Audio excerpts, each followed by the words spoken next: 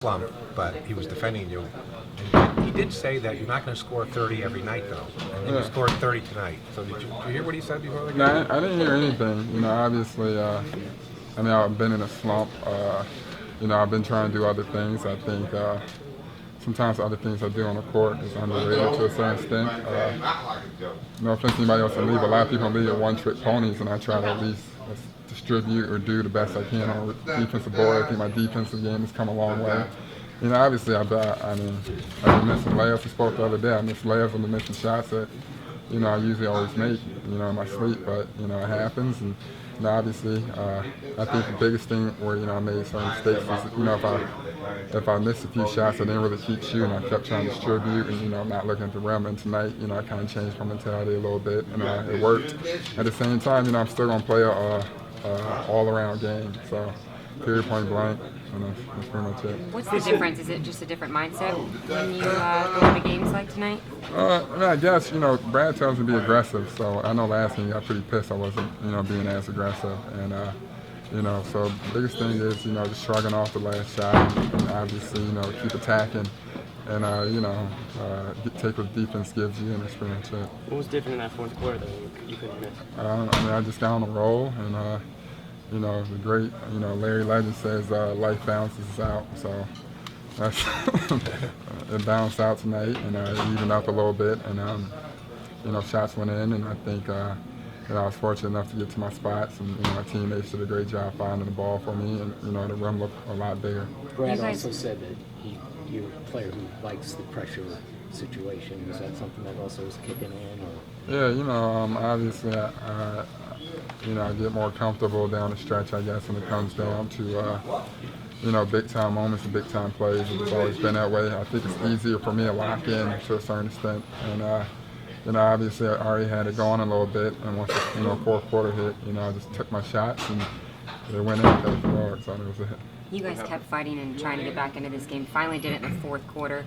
Brad said it's one of the best games that you guys have won. Why do you agree? I never heard Brad really curse, and he cursed us out pretty good. I didn't know who was coming in the locker room, but he came in and started screaming, and I jumped. So I was like, pretty much, we need to get it, under wraps. I knew he was pretty upset, and I heard we have no food on the plane, so I'm pretty sure at halftime he called, for no food.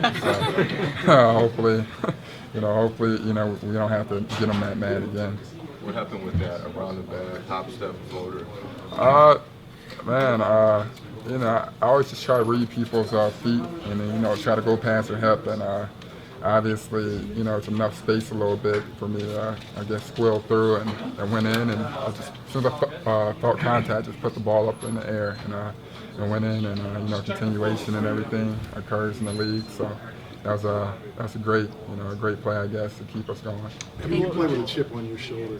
Do nights like this kind of verify things, and you kind of smile a little bit when you put up 30 and people Yeah, absolutely. If it was one more bad night tonight, I was going to get my arm checked out, my arm and my wrist, man, because I don't know why, some of the shots I took weren't going in these past few weeks. But the biggest thing is repetition. I think the biggest thing tonight was just staying confident and taking what the defense gave me and, getting to my spots. That's the biggest thing. Evan, what was, when Brad was so upset, what was his big message? What do you want to see? We were messing up a little bit. Obviously, we weren't helping each other too much. Some of our plays were lackadaisical. He thought we were playing too cool. And, obviously, we don't have any type of way to play too cool versus anybody, especially versus a team that beat us the last time. So he didn't really like our demeanor and our expression, I guess, and, we really had to kick it into another gear. Big night for Pressey. For such a young player, does it impress you that he doesn't get much playing time, but when he does, he really makes a difference? Yeah, for sure, because, when you see Phil, he's always the first in the gym. Even, like a night like tonight, if he didn't play, he'd be going to the gym tonight, And obviously, the biggest thing was he always stayed ready, for his opportunity. He played great, and, you're happy to see that type of, things happen for somebody who works so hard and somebody who deserves it. And, it's not shocking to me that he played great tonight. I'm just happy that, he got his opportunity. Devin, you mentioned your improvements on the defensive end. What kind of mechanical changes have you made to really improve that? I think I, finally, get my work done early a little bit. I think I've gotten a little bit better at that. I think our boy getting hit with screens and, I think, getting in better shape or whatnot in the off season definitely helped me you know, slide to position better and, you know, somewhat guess and everything. Has the culture here really kind of, you know, pushed you in that way? Yeah, I mean, it's positive here. It's really positive, obviously. You know, it's something I really wanted to focus on coming into the season, was becoming a better defender. And you know, obviously you have to do that here, you know, or else you look crazy with, you know, guys like Bradley or Smart, you know, great defensive players here.